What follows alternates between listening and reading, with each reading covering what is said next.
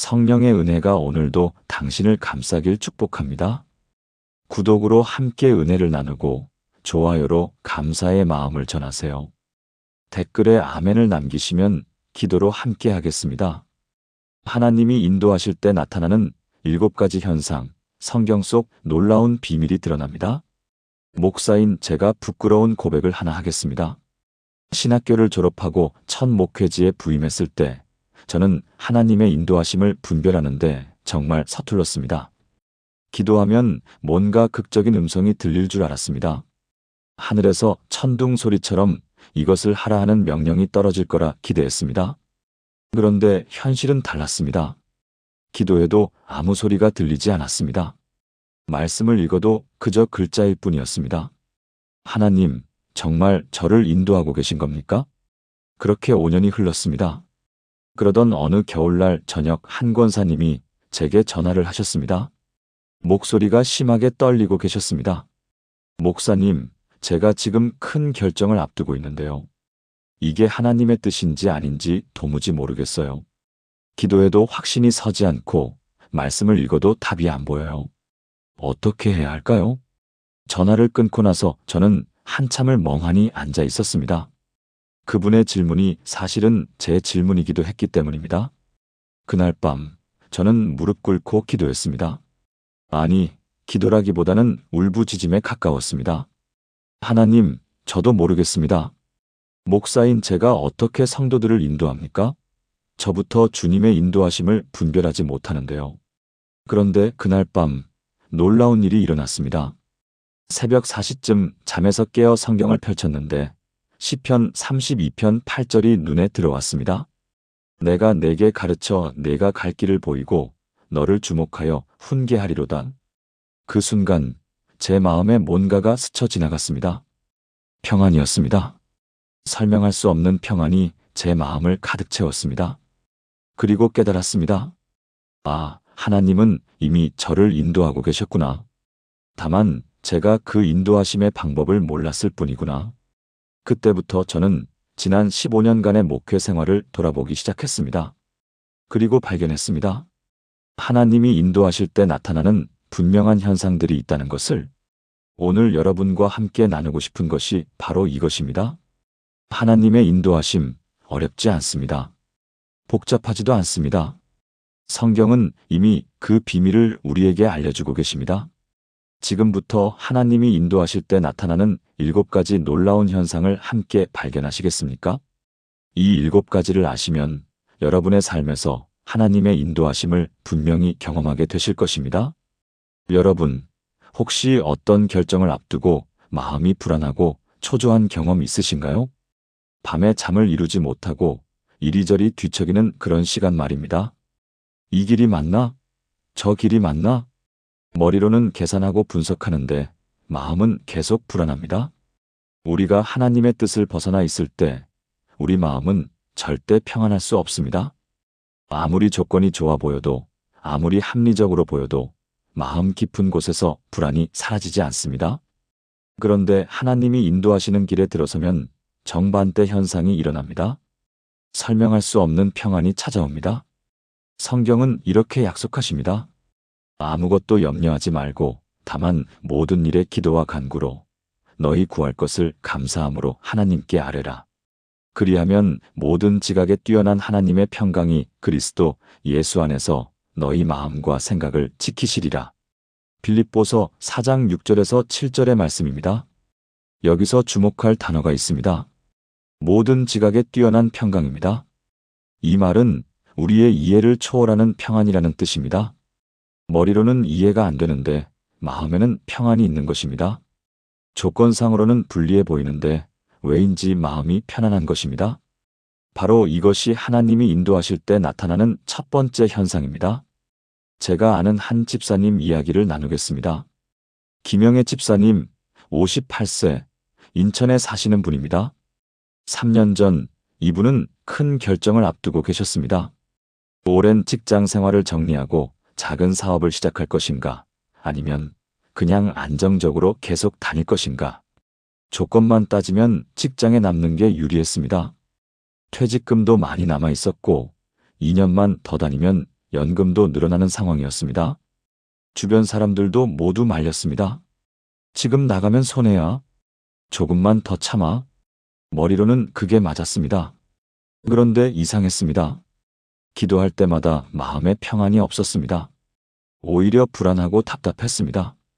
그러다가 어느 날 새벽 기도 중에 이런 생각이 들었다고 합니다. 하나님이 나를 위해 준비하신 일이 따로 있는 건 아닐까? 그날부터 다른 쪽으로 기도하기 시작했습니다. 하나님, 제가 사업을 시작하는 게 주님의 뜻이라면 평안을 주세요. 3일째 되던 날 놀라운 일이 일어났습니다. 기도하는데 갑자기 마음에 평안이 밀려왔습니다. 설명할 수 없는 확신이었습니다. 아, 이 길이 맞구나. 조건은 여전히 불리했습니다. 리스크도 컸습니다. 그런데 마음은 평안했습니다. 결국 그분은 사업을 시작했습니다. 처음 6개월은 정말 힘들었습니다. 손님도 별로 없고 수입도 불안정했습니다. 그런데 신기하게도 마음에는 평안이 있었습니다. 하나님이 인도하신 길이니까 괜찮을 거야. 그렇게 버티면서 1년이 지났습니다. 그때부터 달라지기 시작했습니다. 단골 손님이 생기고 소문이 나기 시작했습니다. 2년째 되던 해, 매출이 전 직장 월급의 2배가 되었습니다. 더 놀라운 건 마음의 만족이었습니다. 목사님, 이제야 알겠어요. 하나님이 저를 위해 이 길을 준비하셨다는 게. 그때 마음에 주셨던 그 평안이 바로 하나님의 인도하심이었어요. 지금도 그분은 감사하며 사업을 하고 계십니다. 사랑하는 여러분, 지금 저와 함께 이렇게 기도해 보시겠습니까? 사랑의 하나님 아버지, 오늘 제 마음에 주시는 평안을 통해 주님의 뜻을 분별하게 하소서. 제 생각과 계산을 넘어서는 모든 지각에 뛰어난 하나님의 평강을 제 마음과 생각 가운데 부어주소서. 조건이 좋아 보여도 평안이 없으면 멈추게 하시고, 조건이 불리해 보여도 평안이 있으면 나아가게 하소서. 주님의 평안이 제 인생의 나침반이 되게 하소서. 주님이 주시는 평안을 신뢰합니다. 예수님의 이름으로 기도합니다. 아멘. 이 기도를 마음에 새기시고 결정을 앞둘 때마다 먼저 평안을 점검해 보세요. 하나님의 평안이 있는 곳, 그곳이 바로 하나님이 인도하시는 길입니다. 그렇다면 두 번째로 하나님이 인도하실 때 어떤 일이 일어날까요? 여러분, 성경을 읽는데 그냥 글자로만 보이는 경험 있으시죠? 아무리 읽어도 마음에 와닿지 않고 그저 옛날 이야기처럼 느껴지는 그런 때 말입니다. 사실 저도 그런 시간이 많았습니다. 목사인데도 말씀이 살아있지 않고 죽어있는 것처럼 느껴질 때가 있었습니다. 그런데 하나님이 인도하실 때는 완전히 다릅니다. 평소에 수없이 읽었던 구절이 갑자기 새롭게 다가옵니다. 마치 처음 읽는 것처럼 생생하게 느껴집니다. 그리고 그 말씀이 지금 내 상황에 딱 맞는 답이 됩니다. 성경은 이렇게 말씀하십니다. 주의 말씀은 내 발의 등이요 내 길의 빛이니이다. 시편 119편 105절입니다. 등과 빛은 무엇을 의미합니까? 어두운 밤길을 걸을 때 반드시 필요한 것입니다. 등이 없으면 한 발자국도 내디딜 수 없습니다. 빛이 없으면 어디로 가야 할지 알 수 없습니다. 하나님의 말씀이 바로 그런 역할을 합니다. 우리 인생의 어두운 길을 비추어주는 등불입니다. 어디로 가야 할지 알려주는 빛입니다. 그런데 중요한 것은 이 빛이 필요한 순간에 정확히 비춰진다는 것입니다. 하나님은 우리가 방황할 때, 결정을 앞둔 그 순간에 말씀을 통해 분명히 말씀하십니다. 제가 10년 전에 경험한 일입니다. 당시 저는 교회를 옮길지 말지 고민하고 있었습니다. 한 교회에서 청빙이 왔는데 조건도 좋고 사역 환경도 좋아 보였습니다. 그런데 왠지 마음이 복잡했습니다. 지금 있는 교회를 떠나는 게 맞는 건지 계속 남아야 하는 건지 확신이 서지 않았습니다. 2주 동안 기도했습니다. 그런데 답이 안 나왔습니다. 그러다가 어느 날 아침 큐티를 하는데 예레미야 42장이 나왔습니다. 그 장을 읽는 순간 한 구절이 제 마음을 강하게 쳤습니다. 너희는 너희 하나님 여호와께서 우리에게 보이시는 모든 일에 청종하라 그리하면 우리가 복을 받으리라. 예레미야 42장 6절이었습니다. 그 순간 깨달았습니다. 아, 하나님께서 지금 내게 말씀하시는구나. 조건이나 환경을 보지 말고 하나님이 보이시는 길을 가라고. 그날 저녁 다시 기도했습니다. 하나님, 제게 보이시는 길이 무엇입니까? 기도하면서 지난 5년간의 사역을 돌아보았습니다. 지금 교회에서 이루어진 일들, 변화된 성도들, 맺어진 관계들이 주마등처럼 스쳐 지나갔습니다. 그때 또 한 구절이 생각났습니다. 내가 선 곳은 거룩한 땅이니 내 발에서 신을 벗으라. 출애굽기 3장 5절이었습니다.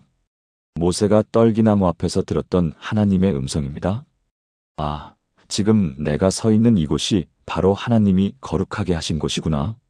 함부로 떠나면 안 되는구나. 그 순간 확신이 왔습니다. 청빙을 정중히 거절했습니다. 주변에서는 아까워했습니다. 그런 좋은 기회를 왜 차버려? 그런데 저는 평안했습니다. 말씀이 분명히 말씀하셨으니까요. 그리고 1년 후 놀라운 일이 일어났습니다. 교회에 부흥이 일어나기 시작했습니다. 청년들이 모여들고 새 가족들이 등록하고 성도들의 신앙이 성숙해지기 시작했습니다. 아, 하나님이 이것을 준비하고 계셨구나. 말씀이 저를 바른 길로 인도했습니다. 그때 그 말씀이 아니었다면 저는 하나님의 가장 아름다운 계획을 놓칠 뻔했습니다. 인천에 사시는 박순자 권사님, 62세 되시는 분의 이야기도 기억에 남습니다. 이분은 몇 년 전 남편분의 사업이 어려워졌을 때 집을 팔아야 하는 상황에 놓였습니다. 온 가족이 반대했습니다. 평생 모은 집인데 어떻게 팔아요? 전세라도 살아야죠. 그분도 마음이 무너졌습니다. 그런데 어느 날 새벽기도 중에 말씀이 들려왔습니다. 염려하지 말라. 내가 너와 함께함이라. 놀라지 말라. 나는 내 하나님이 됨이라. 내가 너를 굳세게 하리라. 참으로 너를 도와주리라. 이사야 41장 10절이었습니다. 평소에도 들었던 말씀인데 그날은 달랐습니다. 마치 하나님이 직접 자기에게 말씀하시는 것 같았습니다. 집을 팔아도 괜찮다? 내가 너를 도와주겠다. 그래서 결단했습니다. 집을 팔고 전세로 이사했습니다. 그 돈으로 남편의 빚을 정리했습니다. 주변에서는 안타까워했습니다. 그런데 6개월 후 남편분이 새로운 사업 기회를 얻었습니다. 정직하게 빚을 갚은 것을 본 어떤 사업가가 동업을 제안한 것입니다. 2년 후 그 사업이 성공했고 전보다 더 좋은 집을 마련했습니다. 권사님, 그때 그 말씀이 없었으면 어땠을까요? 제가 여쭤봤더니 이렇게 대답하셨습니다. 목사님, 그 말씀이 제 인생을 살렸어요. 하나님의 말씀은 정말 살아있어요. 사랑하는 여러분, 지금 저와 함께 이렇게 기도해 보시겠습니까? 살아계신 하나님 아버지, 주님의 말씀이 제 발의 등이요, 제 길의 빛이 되게 하소서. 제가 방황할 때, 결정을 앞둘 때, 말씀을 통해 분명히 인도해 주소서. 평소에는 그냥 글자로 보이던 말씀이 필요한 순간에 생생하게 살아나 제 마음을 치게 하소서. 주님의 말씀에 순종하는 믿음을 주시고 그 말씀대로 행할 용기를 주소서. 주님의 말씀이 제 인생의 나침반이 되게 하소서. 예수님의 이름으로 기도합니다. 아멘. 말씀을 가까이 하세요. 매일 읽으세요. 그러면 하나님이 필요한 순간의 말씀으로 분명히 인도하실 것입니다. 그렇다면 세 번째 현상은 무엇일까요? 여러분, 아무리 노력해도 문이 열리지 않는 경험 있으신가요? 이상하게 모든 것이 막혀 있고 길이 보이지 않는 그런 답답한 시간 말입니다. 그럴 때 우리는 더 세게 밀어붙이려고 합니다. 내가 더 노력하면 되겠지. 내가 더 했으면 뭐든 이루어지겠지. 그런데 하나님의 방법은 다릅니다. 하나님이 인도하시는 길은 억지로 만드는 것이 아니라 자연스럽게 열리는 것입니다. 우리가 애쓰지 않아도 하나님이 길을 여시면 저절로 열립니다. 성경은 이렇게 약속하십니다. 사람이 마음으로 자기의 길을 계획할지라도 그의 걸음을 인도하시는 이는 여호와시니라. 잠언 16장 9절의 말씀입니다. 우리는 계획합니다. 이렇게 하고 저렇게 하겠다고 머리로 생각합니다. 그런데 실제 걸음은 누가 인도하십니까? 여호와 하나님이십니다. 우리의 계획이 아니라 하나님의 인도하심이 우리의 발걸음을 정하신다는 뜻입니다. 그래서 하나님이 인도하시는 길에는 특별한 표시가 있습니다. 문이 열립니다. 억지로 열리는 게 아니라 자연스럽게 열립니다. 때로는 우리가 예상하지 못한 방식으로 열립니다. 제가 아는 한 청년의 이야기를 나누겠습니다. 서울에 사는 최민준 청년, 28세입니다. 이 청년은 2년 전 취업을 준비하고 있었습니다. 한 대기업에 지원했는데 조건도 맞고 전공도 맞아서 꼭 합격하고 싶었습니다. 1차 서류 통과, 2차 필기 통과, 3차 면접까지 갔습니다. 모든 게 순조로웠습니다. 이제 됐다.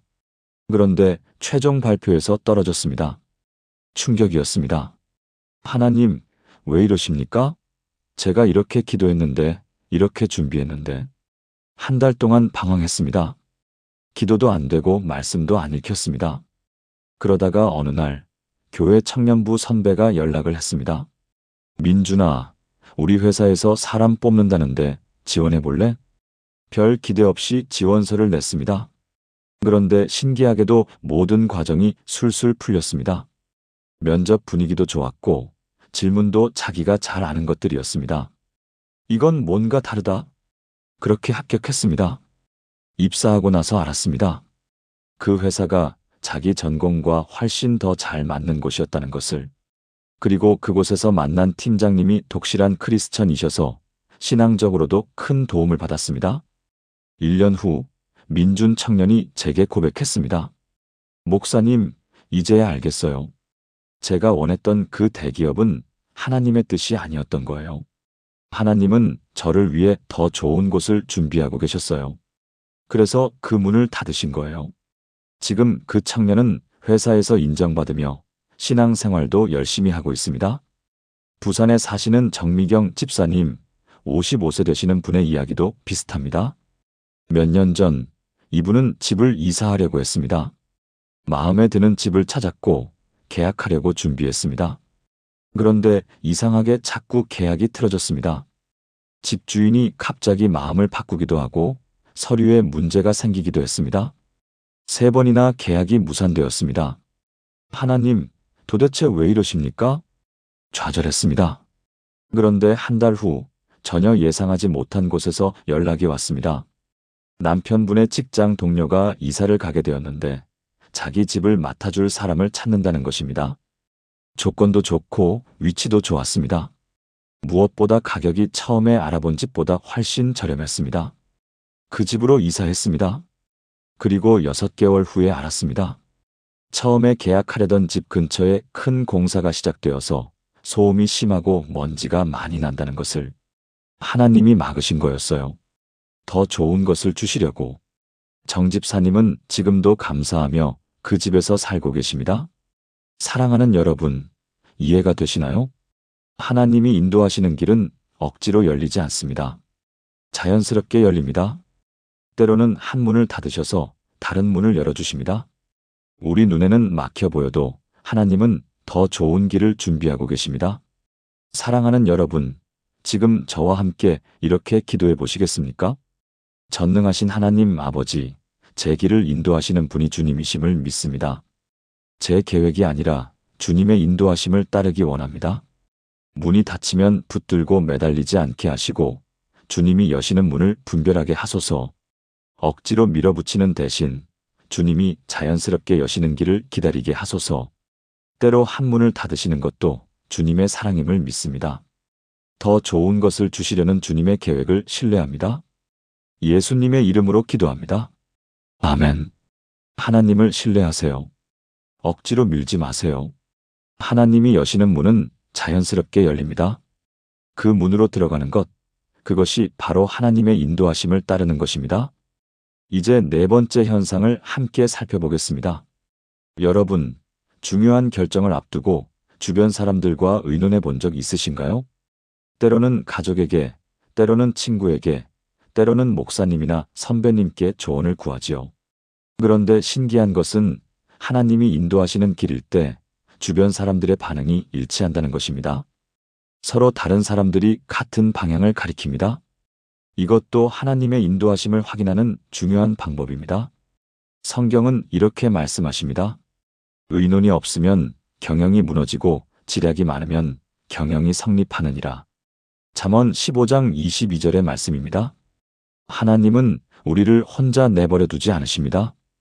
우리 주변에 믿음의 사람들을 두시고 그들을 통해서도 말씀하십니다. 특히 영적으로 성숙한 분들, 하나님을 오래 경험한 분들의 조언은 매우 중요합니다. 그들은 우리가 보지 못하는 것을 볼 수 있습니다. 우리가 놓치는 부분을 짚어줄 수 있습니다. 제가 15년 전 첫 목회지를 정할 때의 일입니다. 두 교회에서 청빙이 왔습니다. 한 곳은 큰 교회였고 한 곳은 작은 교회였습니다. 당연히 큰 교회가 좋아 보였습니다. 사례도 많고 성도도 많고 시설도 좋았습니다. 그런데 신학교 은사님께 여쭤봤더니 의외의 말씀을 하셨습니다. 자네 작은 교회로 가게. 거기서 목회의 기본을 배우게. 큰 교회는 나중에 가도 돼. 처음엔 이해가 안 됐습니다. 그래서 다른 선배님께도 여쭤봤습니다. 그 선배님도 비슷한 말씀을 하셨습니다. 민수야, 작은 교회에서 성도들과 가까이 지내면서 목회하는 게 좋을 것 같아. 내 성격에도 맞고. 심지어 아내에게 물었더니 아내도 같은 말을 했습니다. 여보, 우리 작은 교회로 가요. 왠지 거기가 우리한테 맞을 것 같아. 세 사람이 모두 같은 방향을 가리켰습니다. 그래서 작은 교회로 갔습니다. 지금 생각하면 그게 최고의 선택이었습니다. 그 작은 교회에서 저는 목회의 기본을 배웠습니다. 성도 한 분 한 분을 알아가고 가정을 방문하고 함께 울고 웃으며 진짜 목회가 무엇인지 배웠습니다. 만약 큰 교회로 갔다면 그런 경험을 하지 못했을 것입니다. 하나님은 세 사람의 입을 통해 저를 인도하셨습니다. 대구에 사시는 이순희 권사님, 60세 되시는 분의 이야기도 기억에 남습니다. 몇 년 전 이분의 딸이 결혼을 앞두고 있었습니다. 사위될 청년이 괜찮아 보였는데 왠지 마음에 걸리는 부분이 있었습니다. 기도하면서 주변 분들께 조언을 구했습니다. 먼저 교회 목사님께 여쭤봤습니다. 목사님이 말씀하셨습니다. 권사님, 신중하게 결정하세요. 제가 보기에 그 청년 좀 더 지켜봐야 할 것 같아요. 그 다음 날 오랜 친구를 만났는데 친구도 비슷한 말을 했습니다. 순이야, 서두르지 마. 뭔가 확신이 안 서면 시간을 두고 봐. 남편도 같은 생각이었습니다. 여보, 우리 딸 결혼 좀 미루자. 아직은 아닌 것 같아. 세 사람이 모두 신중하라고 했습니다. 결국 결혼을 1년 미뤘습니다. 딸은 처음엔 섭섭해했지만 부모님 말씀을 따랐습니다. 그리고 6개월 후 그 청년의 숨겨진 문제가 드러났습니다. 도박 빚이 있었고 일도 제대로 하지 않고 있었습니다. 결국 파혼했습니다. 딸이 엄마에게 말했습니다. 엄마, 그때 결혼했으면 큰일 날 뻔했어요. 엄마가 막아줘서 정말 감사해요. 이 권사님은 지금도 그때를 기억하며 감사 기도를 드립니다. 하나님이 여러 사람을 통해 우리 딸을 지켜주셨어요.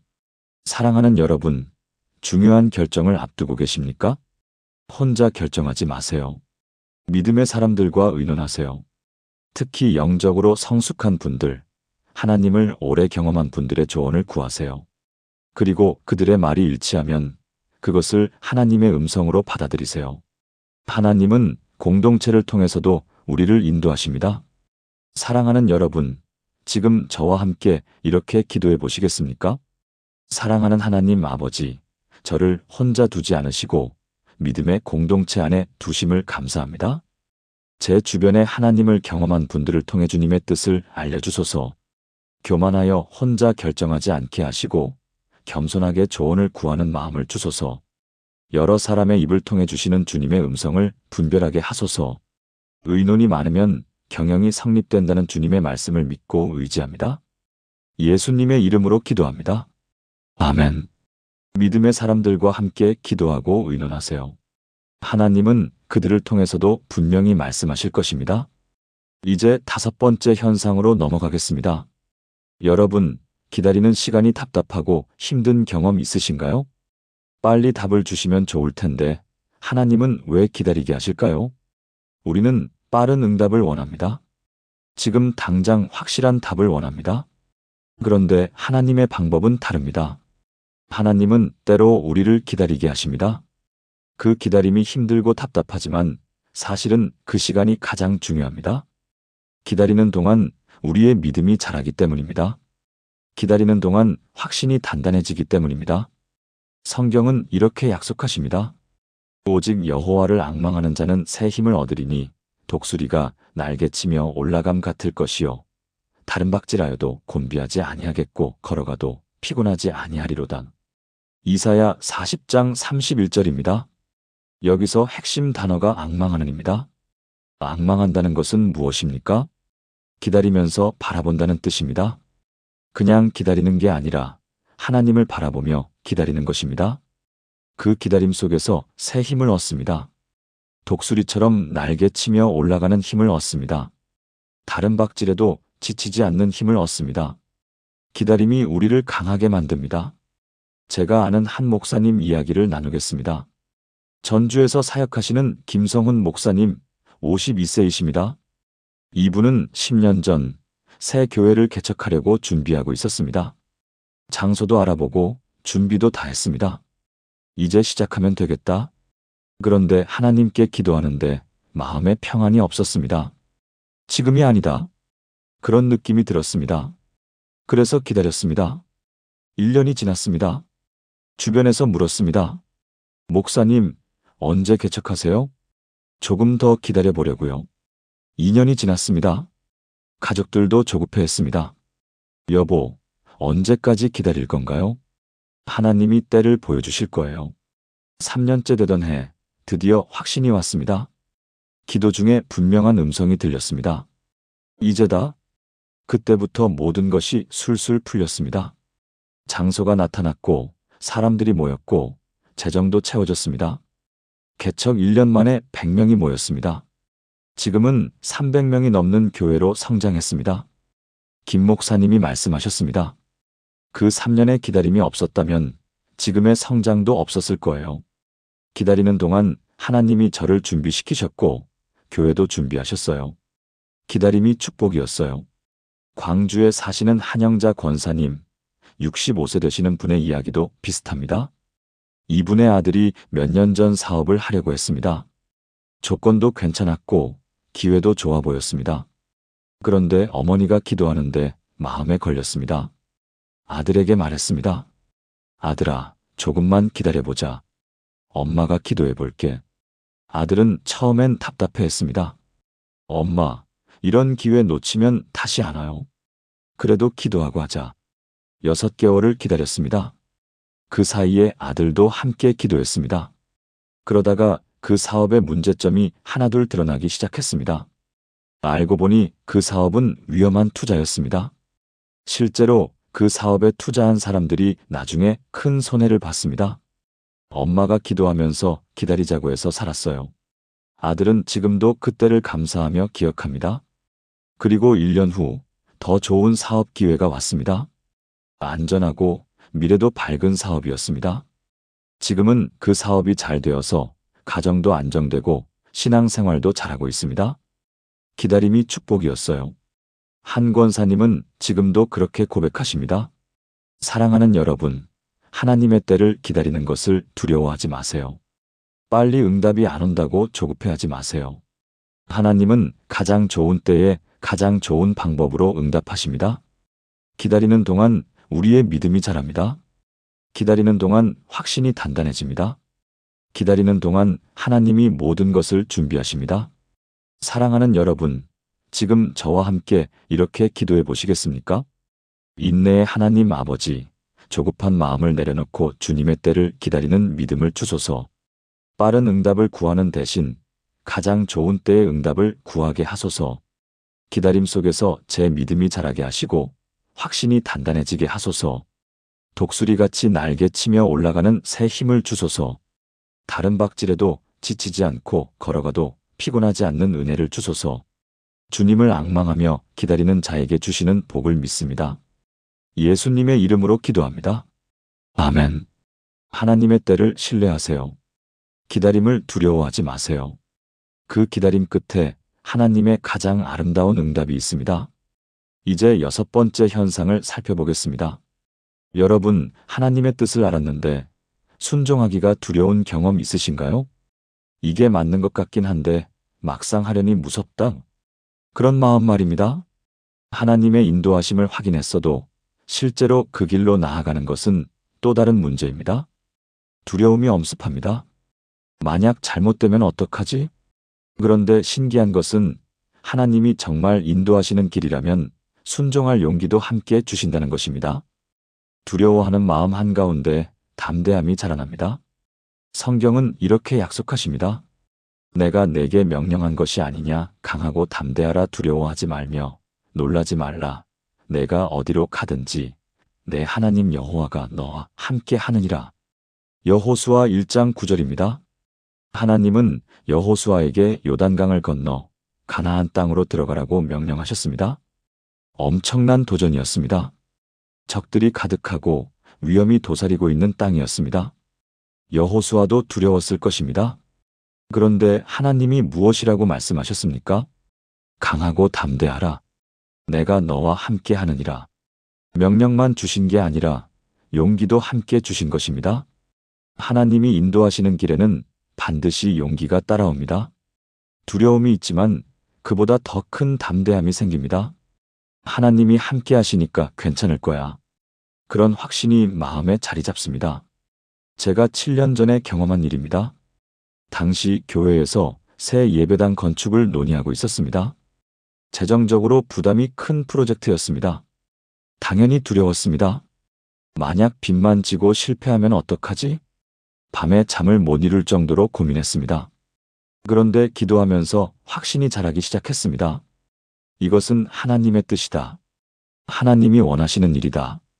그러자 신기하게도 두려움이 사라지고 용기가 생겼습니다. 담대하게 성도들 앞에 서서 말할 수 있었습니다. 사랑하는 성도 여러분, 하나님이 원하시는 일입니다. 우리 함께 믿음으로 나아갑시다. 성도들도 응답했습니다. 함께 기도하고 함께 헌신하고 함께 믿음으로 나아갔습니다. 3년 후 새 예배당이 완공되었습니다. 빚도 거의 없이 완성되었습니다. 하나님이 모든 것을 채워주셨습니다. 목사님, 그때 용기 내주셔서 감사해요. 성도들이 지금도 그렇게 말씀하십니다. 그런데 사실은 그 용기도 하나님이 주신 것입니다. 제 힘으로는 불가능했습니다. 부천에 사시는 최정숙 권사님, 58세 되시는 분의 이야기도 기억에 남습니다. 몇 년 전 이분은 북한 선교를 위해 중국으로 가고 싶은 마음이 들었습니다. 기도할 때마다 그 마음이 강해졌습니다. 하나님이 나를 부르시는 것 같아. 그런데 막상 결정하려니 두려웠습니다. 나이도 있고 언어도 안 되고 환경도 낯선 곳입니다. 가족들도 반대했습니다.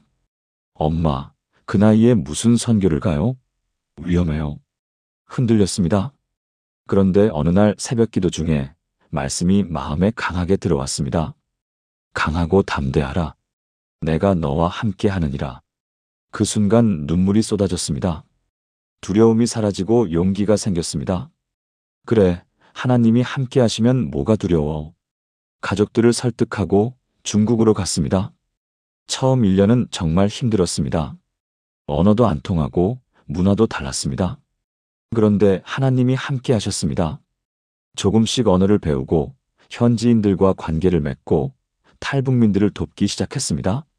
3년이 지난 지금 작은 선교센터를 운영하며 많은 탈북민들을 돕고 있습니다.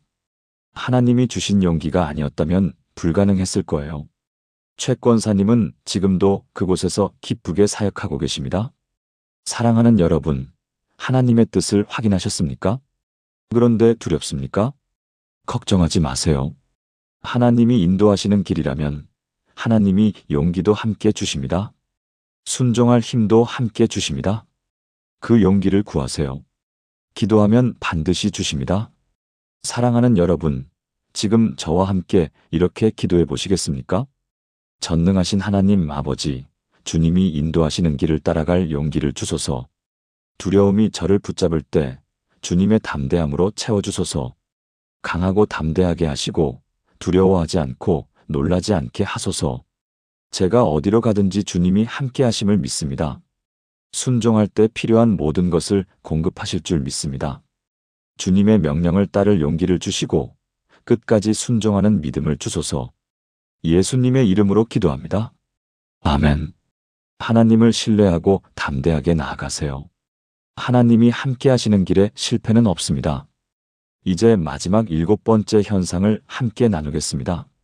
여러분, 지나온 인생을 돌아볼 때, 그때 그것이 하나님의 인도하심이었구나 하고 깨달은 경험 있으신가요? 당시에는 몰랐는데 시간이 지나고 나니 모든 것이 하나님의 계획이었다는 것을 알게 되는 순간 말입니다. 이것이 하나님의 인도하심을 확인하는 가장 확실한 방법입니다. 뒤돌아보면 보입니다.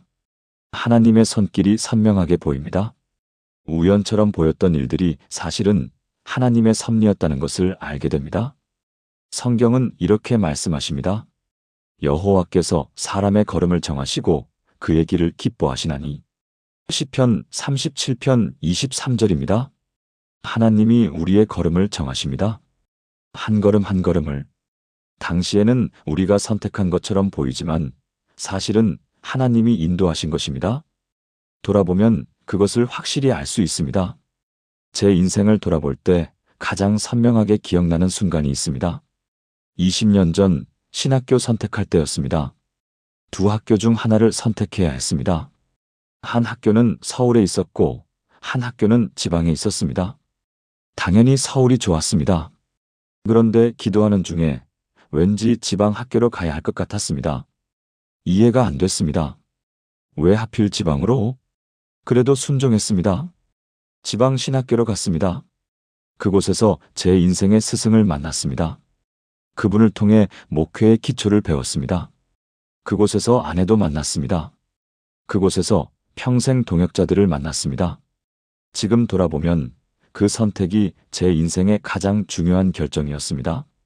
만약 서울로 갔다면 지금의 제가 없었을 것입니다.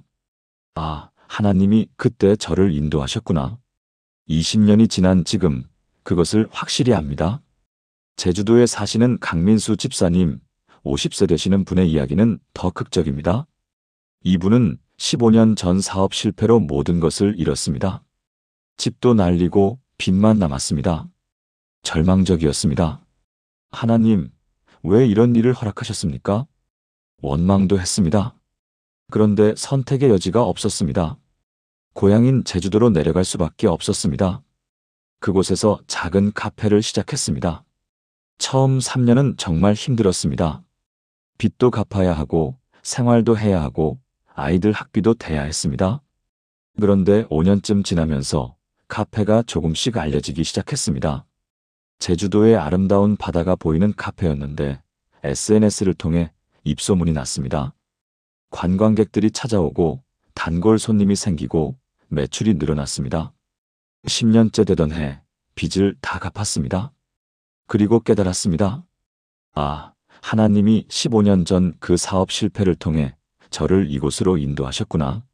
서울에서 계속 사업했다면 더 큰 실패를 했을 수도 있습니다. 빚만 더 늘어났을 수도 있습니다. 하나님은 그것을 아시고 제주도로 인도하신 것입니다. 목사님, 이제야 감사할 수 있어요. 그때 그 실패가 사실은 축복이었어요. 강 집사님은 지금도 감사하며 카페를 운영하고 계십니다. 그곳에서 손님들에게 복음도 전하고 있습니다. 카페가 작은 선교지가 된 것입니다. 수원에 사시는 박혜진 권사님, 63세 되시는 분의 이야기도 비슷합니다. 이분은 30년 전 결혼할 때 부모님이 극렬히 반대하셨습니다. 신랑 될 분이 가난했기 때문입니다. 그런 사람하고 결혼하면 평생 고생한다. 부모님은 화를 내셨고 연을 끊겠다고까지 하셨습니다. 그래도 결혼했습니다. 하나님이 맺어주신 인연이라는 확신이 있었기 때문입니다. 결혼 초기 정말 가난했습니다. 월세방에서 시작했고 먹고 사는 것도 힘들었습니다. 친정에 가지도 못했습니다. 부모님이 받아주지 않으셨으니까요. 그렇게 10년이 지났습니다. 남편이 성실하게 일했고 하나님이 복을 주셨습니다. 사업이 조금씩 잘 되기 시작했습니다. 20년째 되던 해 남편의 사업이 크게 성공했습니다. 빌딩도 사고 집도 샀습니다. 더 중요한 것은 남편이 훌륭한 신앙인이 되었다는 것입니다. 교회 장로로 섬기며 가정 예배를 드리며 자녀들도 신앙 안에서 잘 키웠습니다. 30년이 지난 지금 박 권사님은 말씀하십니다. 그때 부모님 말씀 따랐다면 지금의 행복은 없었을 거예요. 하나님이 제 결혼을 인도하셨어요. 부모님도 이제는 인정하십니다. 내가 옳았다. 하나님이 너를 인도하셨구나. 뒤돌아보니 모든 것이 하나님의 계획이었습니다. 사랑하는 여러분, 지금 당장은 이해가 안 되는 일이 있습니까? 왜 이런 일이 일어났는지 모르겠습니까? 괜찮습니다. 지금은 몰라도 나중에 알게 될 것입니다. 시간이 지나면 보일 것입니다. 하나님의 선하신 계획이 보일 것입니다. 그때 여러분은 고백하게 되실 것입니다. 아, 그때 그것이 하나님의 인도하심이었구나. 사랑하는 여러분, 지금 저와 함께 이렇게 기도해 보시겠습니까? 신실하신 하나님 아버지, 제 걸음을 정하시고 제 길을 기뻐하시는 주님을 찬양합니다.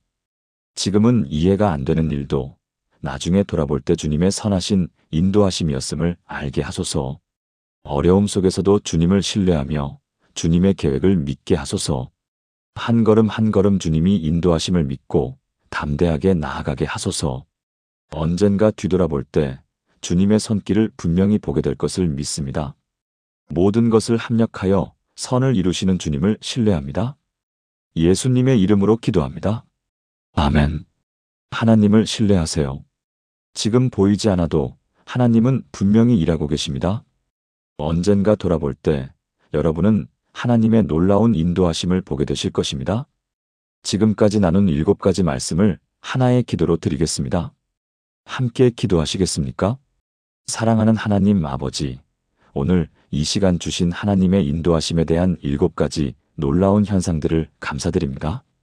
마음의 평안을 주시고 말씀으로 길을 비추시며 환경을 자연스럽게 여시고 주변 사람들을 통해 확인시키시면 기다림 속에서 확신을 자라게 하시고 순종할 용기를 주시며 뒤돌아볼 때 주님의 손길을 보게 하시는 하나님을 찬양합니다. 저는 고백합니다. 제 인생의 모든 걸음을 인도하시는 분은 여호와 하나님이십니다. 제 계획이 아니라 주님의 인도하심을 따르기 원합니다. 주님이 주시는 평안으로 길을 분별하고 주님의 말씀으로 방향을 정하며 주님이 여시는 문으로 들어가겠습니다. 믿음의 사람들의 조언에 귀 기울이고 주님의 때를 기다리며 주님이 주시는 용기로 순종하겠습니다. 오늘부터 저와 제 가족이 이 7가지 원칙으로 주님의 인도하심을 분별하게 하소서. 어떤 결정을 앞두든 먼저 주님께 여쭙고 주님의 뜻을 구하며 주님의 인도하심을 따르게 하소서. 조급하게 앞서가지 않게 하시고 두려워 뒤처지지도 않게 하소서. 주님과 보조를 맞추어 한 걸음 한 걸음 주님이 인도하시는 길을 걸어가게 하소서. 그 길 끝에 주님이 예비하신 축복이 있음을 믿습니다. 주님의 선하신 계획이 제 인생 가운데 온전히 이루어질 것을 믿습니다. 주님이 저를 정하신 곳으로 인도하시고 주님이 기뻐하시는 삶을 살게 하소서. 이 모든 것이 주님의 은혜요, 주님의 인도하심임을 고백하며 감사드립니다. 살아계신 예수 그리스도의 이름으로 기도합니다. 아멘.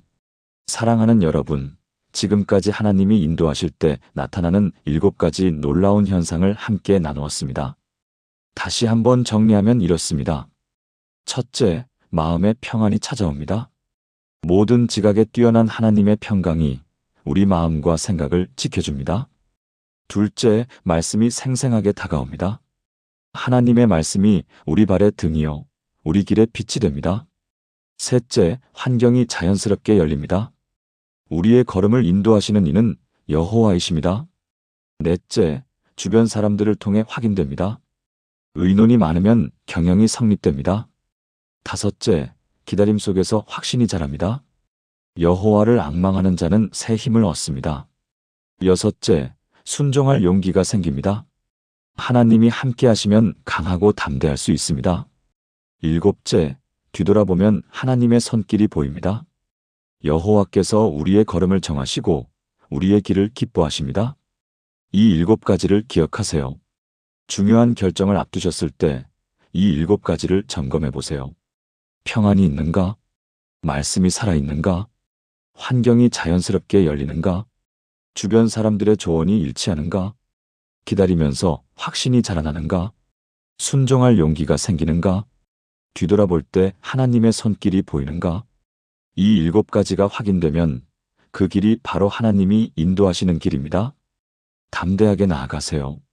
하나님이 함께 하시는 길에 실패는 없습니다. 하나님의 인도하심을 따라가는 여러분의 인생에 하나님의 놀라운 축복이 함께 하시기를 축복합니다. 오늘 이 말씀이 마음에 닿았다면 좋아요를 눌러주시고 댓글로 아멘이라고 고백해 주세요. 그리고 주변에 하나님의 인도하심을 구하는 분이 계시다면 이 영상을 꼭 공유해 주세요. 더 많은 분들이 하나님의 인도하심을 경험하는 은혜가 있기를 기도합니다. 다음 영상에서도 여러분에게 유익한 말씀으로 찾아뵙겠습니다. 하나님의 은혜와 평강이 여러분과 여러분의 가정에 늘 함께 하시기를 축복합니다. 샬롬.